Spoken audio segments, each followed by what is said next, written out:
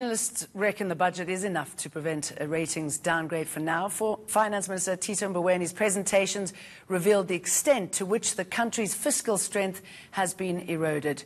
Dimakatso Tugwana has the story. South Africa is living beyond its means, and Moody's will be concerned. It's the only one of three major ratings agencies that hasn't downgraded the country to junk status. Revenue for the next financial year is forecast to come in at 1.58 trillion rand. But we need 243 billion rand more to meet our obligations. This means the country has to borrow 1.2 billion rand a day, of which 1 billion goes to repaying interest on loans. What that means is you're mortgaging your future tax revenues. You have to collect tax simply to pay off your interest, which of course causes this gap to service all the other needs. Another worry is that October's projected budget deficit has worsened from 4.2% to 4.5% of GDP in the next financial year.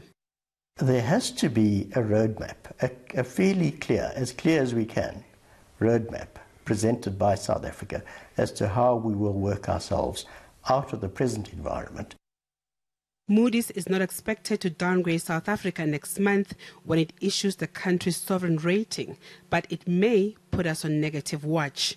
Analysts say South Africa has about a year to get its house in order before Moody's too throws in the towel. Dimakatso Tugwana, Johannesburg. So let me take you through a short history of South Africa's ratings since 1994. It's not a pretty picture. The first phase during the Mandela and Mbeki years was a period of systematic improvement, lower unemployment, strong foreign exchange reserves and controlled inflation. We slowly climbed upwards from junk status. At the start of Zuma's reign, we had reached a good high. You can see it right up at the top there. And we were set to soar on up. As we know, that dream didn't last.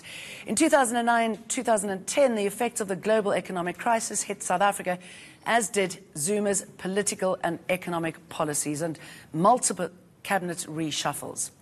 It was all downhill from there. Now, Fitch and S&P already have us on full junk status. Moody's is holding off until after our budget speech. We have in the studio Professor Jannie Rossouw from Wits School of Economic and Business Sciences, and Professor Ben Turok from the Institute for African Alternatives on Skype from Cape Town. Good evening to both of you. Jannie Rossouw, I mean, first of all, who are these people? They come in, sniff around, tell us what they don't like, point figures, and then tell us we junk. Well, in a sense, rating agencies are like auditors. Whether you like them or not, you have to work and you have to live with them. So because rating agencies are highly rated by international investors, you have to have a rating to attract investment funds from abroad. So they are independent bodies that do ratings of countries, of cities, of banks, of other corporate borrowers to attract investment from international investors. So clearly important, Ben Turok, but I'm just wondering what their intentions are when it comes to South Africa. Well, we're not sure, are we? You see, Professor Rossouw, good evening, by the way, says that they're independent. Yes, they are independent, but they're also private companies. These are not institutions run by governments. They're not like the IMF or the World Bank, where governments are members of the board and determine policy. These are private sector institutions. Now, it doesn't mean to say we don't take them seriously. They are taken very seriously by all sorts of institutions.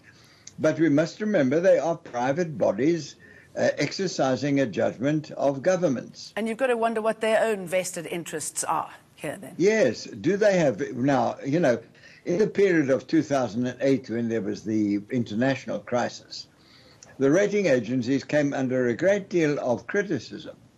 And it was found that they are in fact themselves investors. These are not just scientific bodies. They're not academic institutions. They're private agencies. And I don't know whether they presently do the same, but in those days they had interests. And I'm not sure whether there aren't occasional conflicts of interest. But I agree with Professor Rossouw. You have to take them seriously. because the investors take them seriously. Okay, and Jannie Rossouw, I mean, so we might not like them, but, you know, they might downgrade us, Moody's. There's a speculation that they will probably just pull it off. But what happens if they do decide that what they heard yesterday was not good enough, that what we're doing is not good enough, and downgrade us to junk status? If Moody's downgrade us to junk status, we will lose our indices in which our bonds are traded. We will be dropped from those indices, so there will be a massive sell-off of South African government bonds out of these index funds. As a result of that, interest rates on South African bonds will rise. I have to add that we think of junk status as if it's a single place. Remember, the rating can go junk, junker, junkist. There are also degrees of junk. So, yes, of course. Don't tempt us. We can go deeper into junk status, and on each occasion that you go deeper into junk status, you have to pay higher interest rates to be able to borrow funds. Okay, Professor Ben Turok, tell us exactly what it is that they look for. I mean, do they like our Zondo commissions, for example? Do they like, I don't know, the Proteas in Cape Town? What is it that they want to see? Do they want to see people going to jail? Do they want to see us deal with the SOEs in a better fashion? Well, the answer to your question is that, unfortunately, they do make all sorts of judgments, which I would classify as subjective judgments, policy judgments. And I think we must distinguish between the objective factors that Jannie Rossouw talked about, namely that the effect could be an increase of the cost of borrowing for government, which is something we can do nothing about. This is international forces operating, and those are objective factors. But there are subjective factors, namely policy decisions that government take and that these institutions, the agencies, also take. Now, there is a great deal of room for differences of opinion when it comes to policy. And I think that South African government must exercise a degree of independent thinking when it comes to these kinds of judgments. You know, the IMF makes judgments about us, and we don't always agree. And now the rating agencies make judgments about all sorts of things. They judge us about labor market policies, they judge us about pricing, they judge us about inflation and so on. And there's room for disagreement. There is no obligation on us to accept every word that they say and kowtow to their views. Okay, but Johnny, I mean, excuse me jumping in here. I mean, it's a real message to the investors, isn't it?